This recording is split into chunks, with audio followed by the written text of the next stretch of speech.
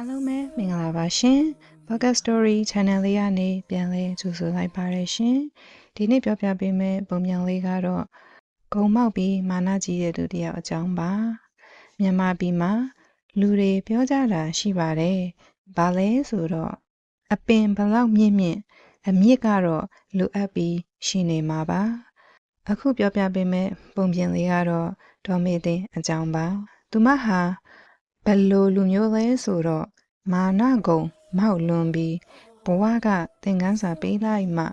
ပြုပြင်ပြောင်းလဲသွားလို့ပါဒေါ်မေသိန်းကိုထီးပူကျေးရွာမှာမွေးဖွားပါတယ်ဝါအိမ်လေးတွေစိမ့်ဆူနေတဲ့လယ်ကွင်းတွေလွတ်လပ်စွာလှည့်လည်ကျက်စားနေတဲ့နွားတွေရှိတဲ့ကျေးရွာလေးပေါ့သူမဟာလှပတယ်လို့စကားပြောရပြက်ပြီးရီမန်းချက်ကြီးရဲ့သူရွာကိုကြော်လွန်ပြီးနေထိုင်မဲ့ဘဝကိုအမြဲအိမ်မက်မက်နေတဲ့မိန်းကလေးပါအရွယ်ရောက်လာတော့အလုပ်အတွက်ရန်ကုန်ကိုပြောင်းလာခဲ့တယ်လမ်းမတော်မှာရှိတဲ့အဝတ်အထည်ဆိုင်ကြီးတစ်ဆိုင်မှာအထည်ရောင်းဝန်ထမ်းအလုပ်ရခဲ့ပါတယ်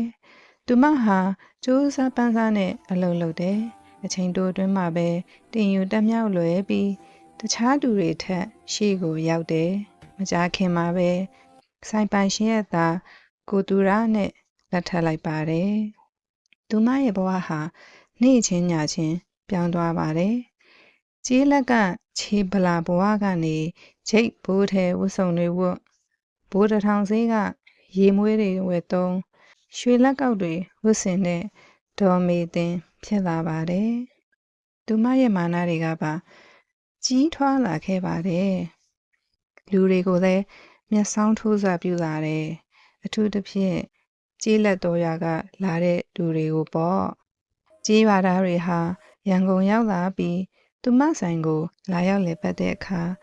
မြန်မာစကားကိုတော့ဖြောင်းဖြောင်းမှန်မှန်ပြောဆိုဖို့ညှင်းဆန်တယ်သူတို့ရဲ့ဇာတိမြေစကားကိုလည်းနားမလည်ခြင်းအောင်ဆောင်ပြန်ပါတယ်ဒေါ်မေသိန်းဟာတီးတိုးပြောလို့ရှိတယ်ဘာလဲဆိုတော့အိုးကြေးလက်ကလူတွေကလေအရန်ကိုနှေးတာပဲခေတ်ကလည်းနောက်ကျတယ်သူမရဲ့ခင်ပွန်းကတော့နူးညံ့စွာတတိပေးဖူးပါတယ်မေတင်ကိုယ်စာတီကျေးလက်ကိုမမေ့နဲ့ဒါပေမဲ့မာနကြီးမှုကသူမကိုစွန့်အားသွားစေခဲ့ပါတယ်တစ်နှစ်အကြာမှာကြေးရွာကနေဒေါ်မေတင်နဲ့သူမခင်ပွန်းကိုတည်င်းကျွတ်ပွဲတော်အတွက်ဖိတ်ကြားလိုက်ပါတယ်ဦးသူရကသွားချင်တယ်ဒေါ်မေတင်ကမသွားချင်ဘူးဘာဖြစ်လို့ပြန်သွားမှာလဲဖုန်ထူးတဲ့လမ်းချင်းတွေလေအေးပေးဆက်တွေကလည်းမရှိဘူးသွားဖို့မလိုအပ်ပါဘူးလို့ဒေါ်မေသိန်းကပြောတယ်ဒါပေမဲ့အဆုံးထိညင်းလို့မရခဲ့ပါဘူးအမေကဇုတ်ကိုတိုက်သွင်းလို့ပါဒါနဲ့သူတို့ဟာပြောင်းလက်နေတဲ့သူတို့ကိုယ်ပိုင်ကားနဲ့ပြန်လာခဲ့ကြပါတယ်ရောက်တာနဲ့ဒေါ်မေသိန်းကမကြည်မနှက်နဲ့စကားစပြောလာပါတယ်ဒီလမ်းကဘာလို့ရှုနေပိုးနေရတာလဲဟာလူတိုင်းကလည်းဘာလို့ကြည်နေရတာလဲစားတောက်တွေကလည်းဘာလို့တော့ရိုးရှင်းပြီးရှေ့ကျနေရတာလဲအဲ့လိုတစ်မျိုးပြီးတစ်မျိုးတန်းစီပြီးအပြစ်တင်ပြောဆိုပါတယ်ကြီးရွာသားတွေဟာကျင်နာတယ်ယဉ်ကျေးစွာနဲ့ပြုံးပြနေကြတယ်ဒါပေမဲ့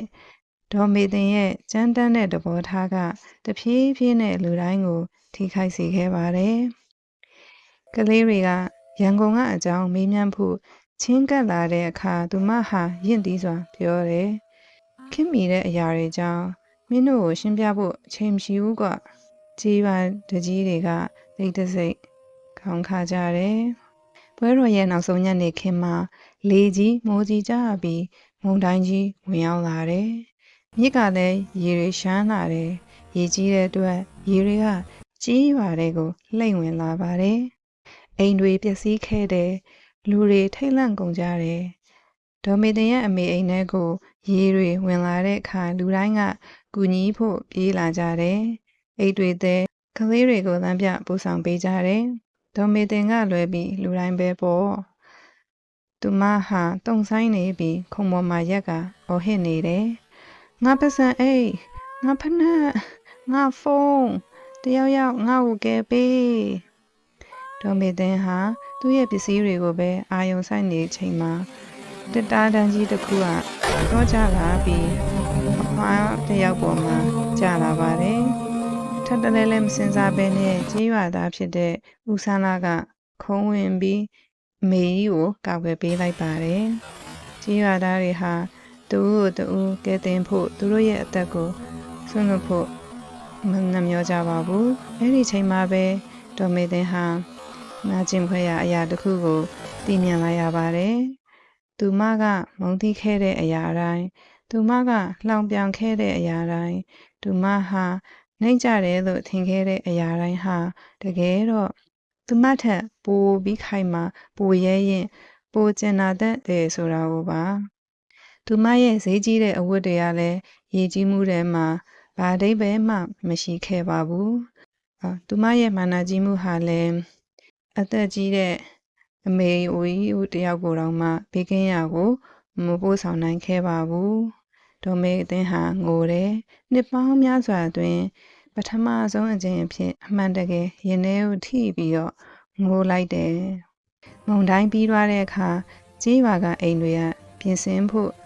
စုယုံကြတယ်ပထမဆုံးအကြိမ်ဒေါ်မေသင်းဟာသူတို့နဲ့အတူပါဝင်ခဲ့ပါတယ်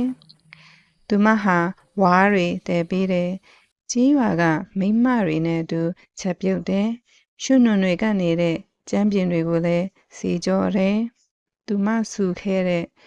စကားမပြောချင်ခဲ့တဲ့ကလေးတွေကိုလည်းတောင်းပန်တယ်ကြေးရွာသားတွေကသူမကိုမဝေဖန်ကြပါဘူးသူမကိုစိတ်ရင်းနဲ့ပဲလက်ခံကြပါတယ်အဲ့ဒီညမှာဒေါ်မေသင်းဟာအိမ်အပြင်ဘက်မှာထိုင်ပြီးဂျယ်ရီကိုကြည့်ရင်နဲ့တတိထားမိတယ်ကိုယ်စာတိမြေကိုမေ့သွားခဲ့တယ်ကိုကအမြင့်ကိုရောက်ပြီးဘ누구ကိုမှမလိုအပ်ဘူးလို့ထင်ခဲ့မိတယ်ဒါပေမဲ့ဒုက္ခရောက်လာတဲ့အခါမှာကျင်နာမှုကပဲအရေးကြီးတယ်ဆိုတာကိုပေါ့ရန်ကုန်ကိုပြန်ရောက်တဲ့အခါဒေါ်မေသင်းဟာသူမရဲ့အပြုအမူတွေအကုန်လုံးကိုလုံးဝပြောင်းလဲလိုက်ပါတယ်အလုံးမဆိုကြီးလက်ကဖောက်တဲ့တွေကိုလည်းလေးစားမှုနဲ့ဆက်ဆံတယ်နူးညံ့သိမ်ငွေစားနဲ့ပြောဆိုဆက်ဆံတယ်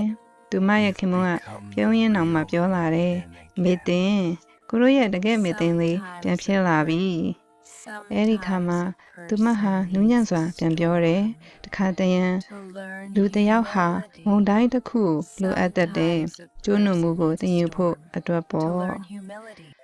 မမာနရှိတဲ့စိတ်နှလုံးဟာပညာမဲ့စေပါတယ်လို့ယုံကြည်ကြတယ်ဒေါ်မေသင်းပြုမှုခဲ့တာတွေကမမာနဟာနယံတွေလိုပဲတိဆောက်ပြီးကိုကာယံထားတတ်တယ်ဒါပေမဲ့ကျိုးနုံမှုကတရားတွေကိုတိဆောက်ပေးသလိုအများနဲ့စုံစည်းစေပြီးဆက်တွဲပေးတယ်ဆိုတာပါပဲဒါကြောင့်သူများကိုအထင်သေးပြီးကြီးခဲ့တဲ့ဒေါ်မေသင်းဟာဥချတတ်လာတယ်အားနည်းချက်ကြောင့်မဟုတ်ပဲပညာရှိလာတဲ့အတွက်ကြောင့်ပါပုံမြင်လေးကတော့ဒီမှာပဲပြီးဆုံးတော့ပါပြီရှင်ခုလိုအဆုံးထိကြည့်ရှုနားထောင်ပေးခဲ့တဲ့သူတယောက်တိုင်းကိုကျေးဇူးအထူးတင်ရှိပါရရှင်ခုလိုပုံမြင်လေးတွေကြိုက်နေတတ်တဲ့ဆိုရင်ဆက်လက်နားထောင်ဖို့ like နဲ့ subscribe လုပ်ဖို့မမေ့ပါနဲ့နော်